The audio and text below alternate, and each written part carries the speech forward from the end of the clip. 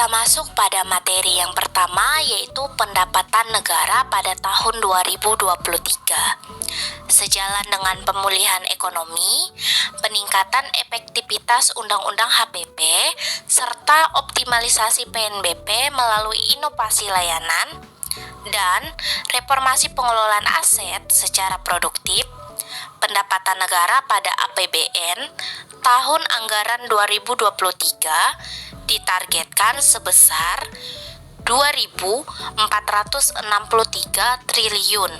Kontribusi pendapatan negara ini terutama berasal dari penerimaan perpajakan dan PNBP. Selanjutnya, pada penerimaan perpajakan dalam APBN tahun anggaran 2023 ditargetkan mencapai 2021,2 triliun atau tumbuh sebesar 5,0%. Optimalisasi penerimaan perpajakan ini sejalan dengan pemulihan ekonomi dan didukung efektivitas implementasi kebijakan Undang-Undang HPP, penguatan pengawasan dan kepatuhan, serta reformasi administrasi perpajakan.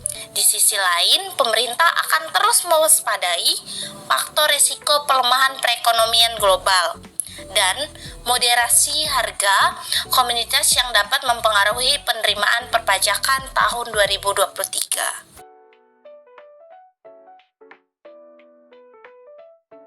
Selanjutnya, PNBP ini diperkirakan mencapai 441,4 triliun. Beberapa faktor yang akan mempengaruhi PNBP tahun 2023 adalah proyek pergerakan harga komoditas yang diperkirakan mengalami moderasi. Sementara itu, kontribusi penerimaan dari kekayaan negara dipisahkan dan diupayakan dapat ditingkatkan. Sementara itu, target penerimaan hibah pada APBN tahun anggaran 2023 mencapai sebesar 0,4 triliun. Sesuai dengan proyek hibah luar negeri yang terencana, baik yang dikelola oleh KL maupun diterus hibahkan ke daerah sesuai dengan nota kesepakatan Memorandum of Understanding.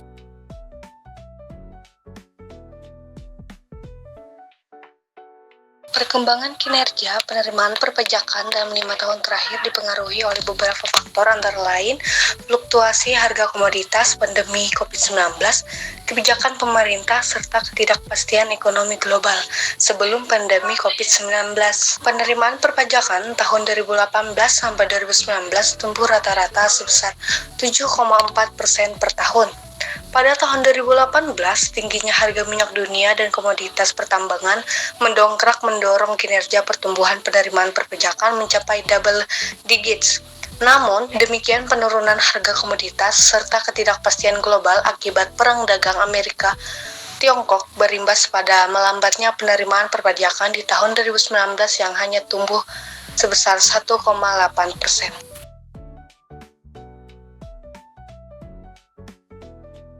Pada tahun 2020, pandemi COVID-19 memberikan tekanan yang cukup dalam terhadap perekonomian global dan domestik. Sebagai dampak pembatasan sosial, kebijakan pembatasan sosial serta pemberian insentif membuat kinerja perpajakan pada tahun 2020 mengalami kontraksi sebesar 16,9%. Upaya sistematis dan konsisten yang dilakukan oleh pemerintah baik dalam rangka penanganan pandemi COVID-19 maupun pemulihan ekonomi nasional membuahkan hasil yang positif secara bertahap. Pada tahun 2021, kinerja perpajakan mampu rebound dan tumbuh positif sebesar 20,4%.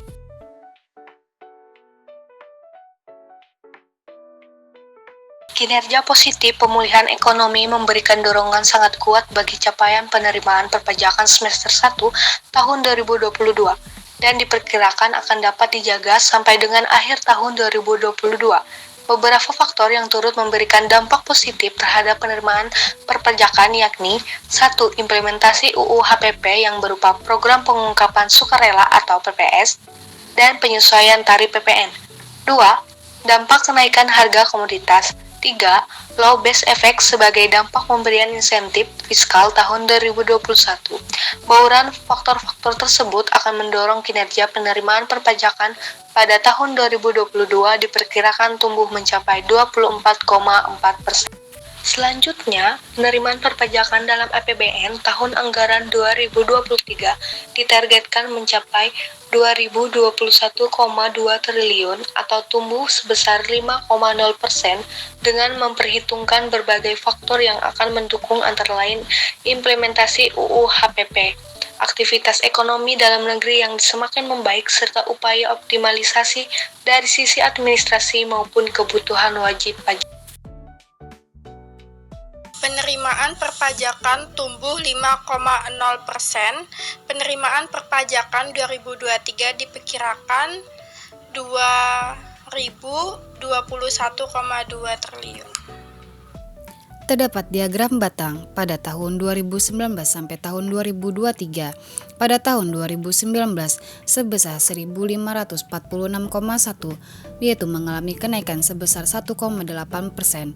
Pada tahun 2020 sebesar 1.285,1, mengalami penurunan, yaitu sebesar 16,9%. Pada tahun 2021 sebesar 1.547,8, mengalami kenaikan sebesar 20,4%. Pada tahun 2022 sebesar 1.924,9, mengalami kenaikan sebesar 24,4%.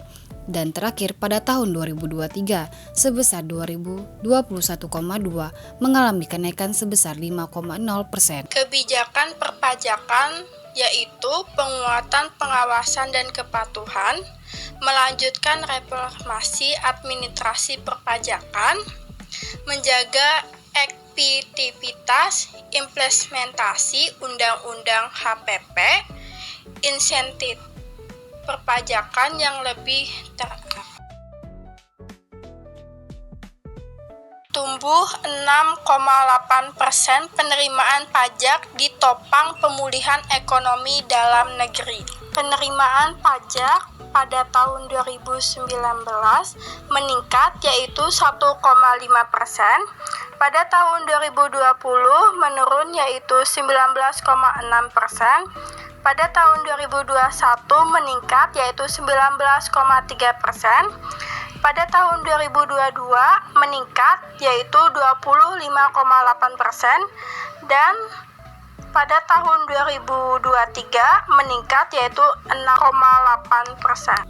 Terkontraksi 4,3% kepabeanan dan cukai karena bea keluar yang lebih rendah dipengaruhi moderasi harga komoditas. Kepabeanan dan cukai pada tahun 2019 meningkat yaitu 3,9%, pada tahun 2020 menurun yaitu 0,2%, pada tahun 2021 meningkat yaitu 26,4%, pada 2022 meningkat yaitu 17,7%, dan pada tahun 2023 menurun yaitu 4,3%.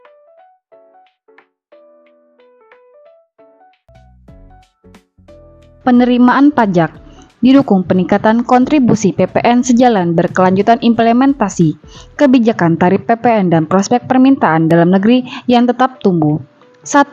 Dukungan kebijakan pajak terdiri atas 1. Implementasi aturan turunan UU HPP AI integrasi data perpajakan. Yang kedua, penguatan basis pemajakan dan peningkatan kepatuhan WP. Yang ketiga, penguatan reformasi bidang SDM, organisasi, proses bisnis, pengawasan, dan penegakan hukum.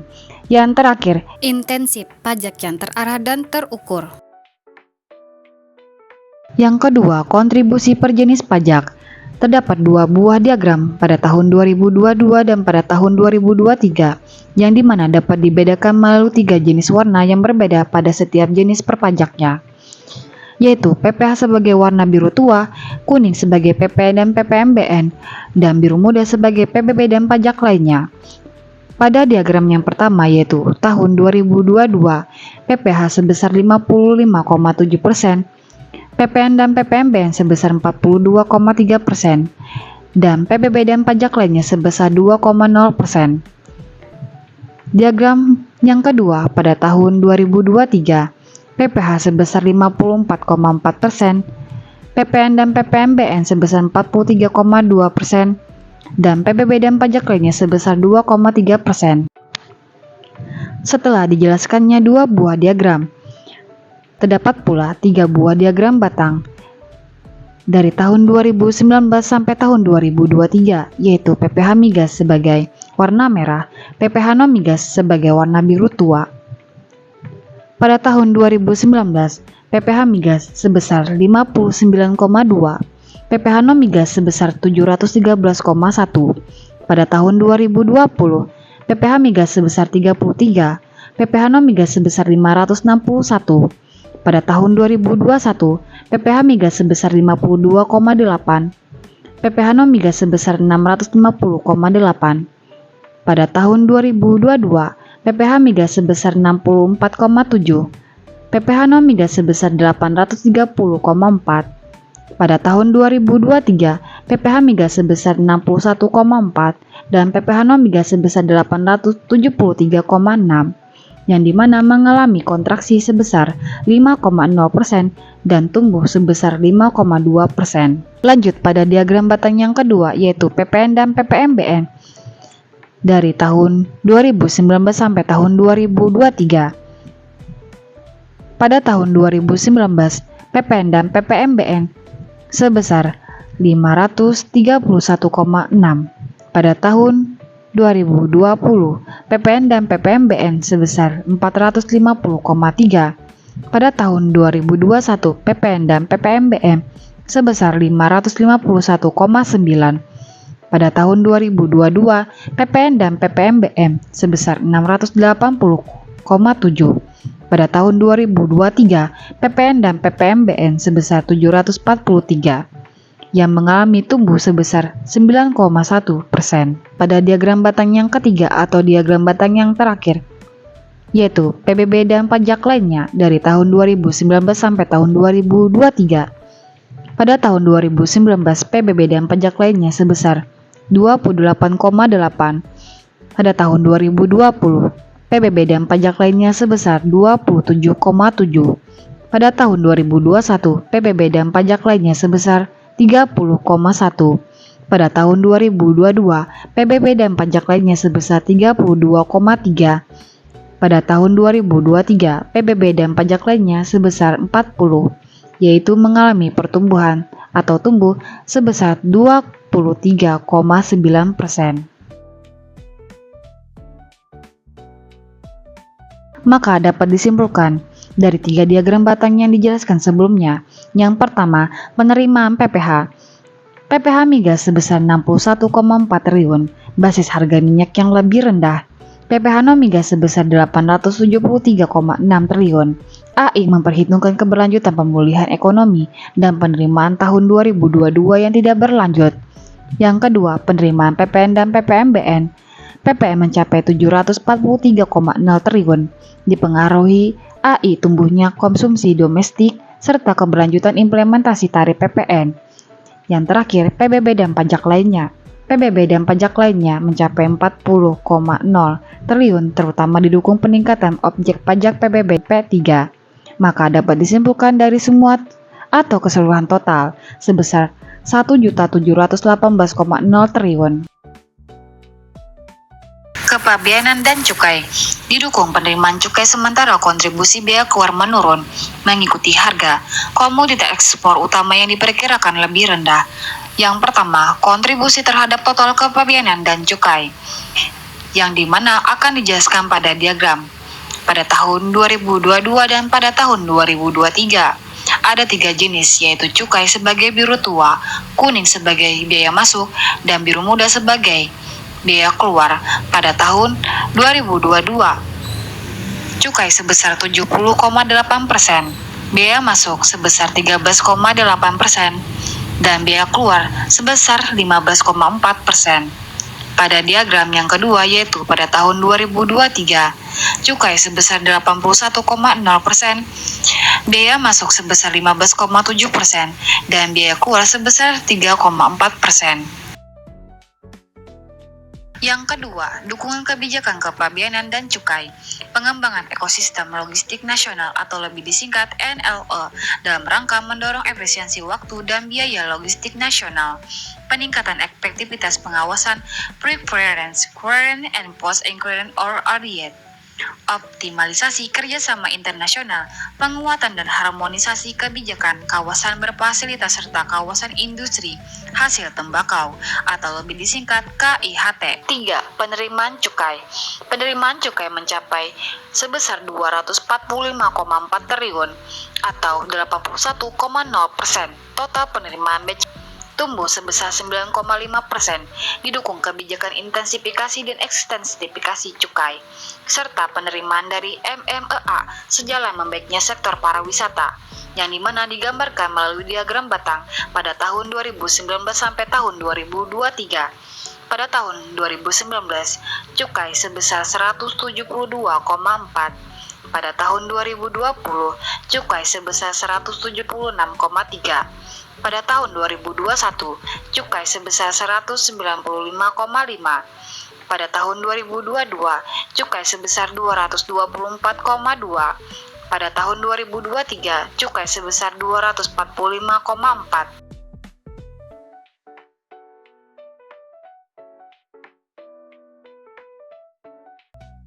Yang keempat, pajak perdagangan internasional. Biaya masuk mencapai sebesar 47,5 triliun atau 15,7% total penerimaan BCA. Meningkatnya 8,8% dipengaruhi proyeksi kinerja impor yang diperkirakan masih tinggi. Biaya keluar mencapai sebesar 10,2 triliun atau 3,4% total penerimaan BCA.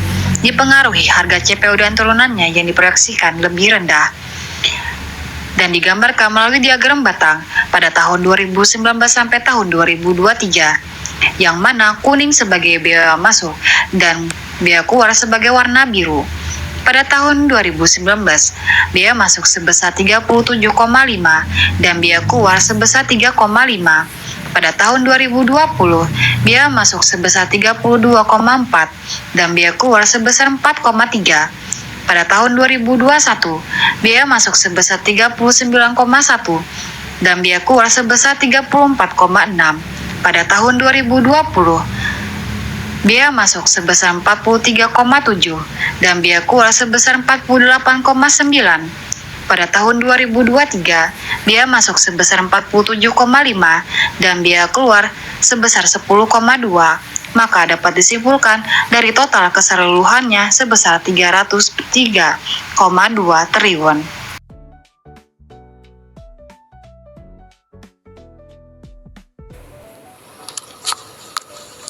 Penerimaan negara bukan pajak mengalami pergerakan yang fluktuatif pada tahun 2018 sampai 2019 dengan rata-rata pertumbuhan sebesar 15,7%, terutama dipengaruhi oleh pergerakan harga komoditas, optimalisasi penyelenggaraan layanan KL, serta pendapatan dari kekayaan negara yang dipisahkan. Pada tahun 2020, kinerja PNBP mengalami penurunan sebesar 15,9%, disebabkan oleh pandemi COVID-19 yang berdampak pada perlambatan perekonomian dan penurunan harga komoditas yang signifikan. Kinerja PNBP ini mengalami perbaikan di tahun 2021 seiring dengan membaiknya kondisi perekonomian global dan domestik. PNBP tahun 2021 tumbuh 33,4%, dipengaruhi oleh peningkatan harga komoditas, terutama minyak bumi, minerba, dan kelapa sawit, serta peningkatan pendapatan dari layanan KL.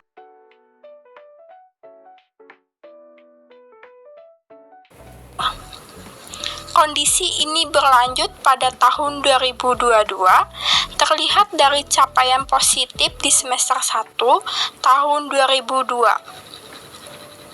Capaian ini masih didukung oleh tren peningkatan harga komoditas, minyak bumi, minerba, serta membaiknya kinerja BUMN.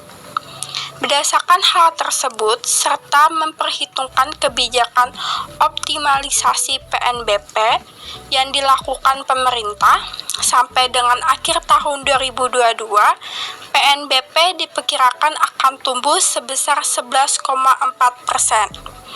PNBP pada APBN tahun 2023 diperkirakan mencapai 441,4 triliun, didukung oleh kebijakan optimalisasi pemanfaat SDA.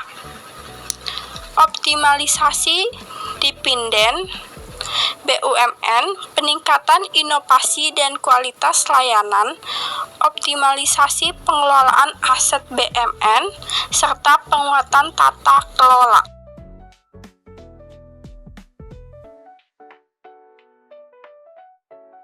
Rp92 triliun pendapatan sumber daya alam dipengaruhi prospek harga komoditas migas dan minerba yang tidak setinggi tahun 2022 dan optimalisasi lifting migas.